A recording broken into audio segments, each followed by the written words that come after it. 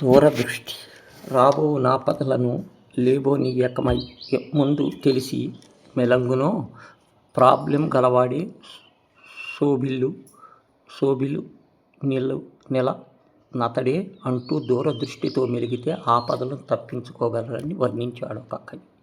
దూరదృష్టితో వ్యవహరించటం అంటే భవిష్యత్తును ఊహించగల శక్తిని భావించకూడదు. ధర్మాన్ని కేంద్రంగా చేసుకుని వర్తమానంతో తీసుకునే నిర్ణయాల ద్వారా భవిష్యత్తు శ్రేయో మార్గంలో నడిపించే వివేకవంతమైన చర్య అది.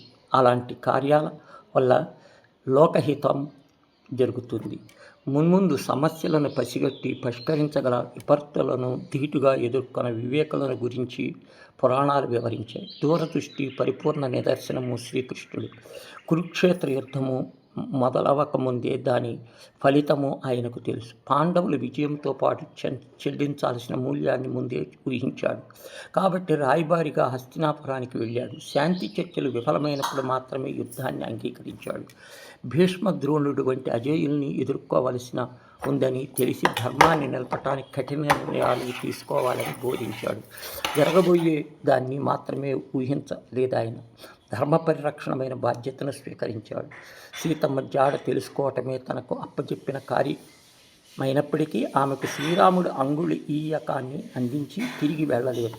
హనుమంతుడు రావణుడు సైన్య బలాన్ని, స్వర్ణలంక కోట నిర్మాణం ద్వారా స్థితిగతులు లాంటి అంశాలను సున్నితంగా పరిశీలించాడు. భవిష్యత్తులో లంకపై యుద్ధానికి వెళ్ళేటప్పుడు ఎదుర్కోబోయే పరిస్థితులను అంచనా వేశాడు. ఆయన ముందు చూపే యుద్ధానికి సమయం శ్రీరాముడి సైన్యం పెద్ద బలంగా మారింది. దూరదృష్టి మరో మంచి ఉదాహరణ.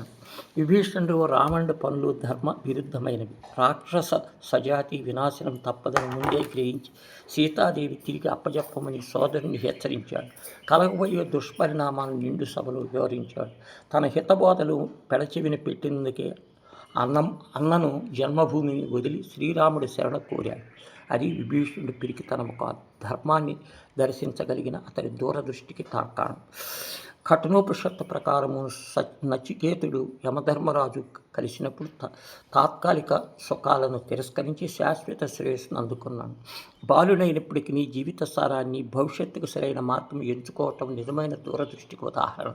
ముందు చూపు ఉంటే భవిష్యత్తు ధర్మబద్ధంగా ఉంటుందని వర్తమానంలో ఆలోచించవలసిన తీరు పట్ల స్పష్టత కలిగి ఉండటం, రేపు ఏమవుతుందో తెలుసుకోవటం కన్నా భవిష్యత్తులో ధర్మం వినాలంటే నేడు మనం నడవలసిన మార్గం ఏమిటో తెలుసుకోవటం ప్రతి ఒక్కరి కర్తవ్యం.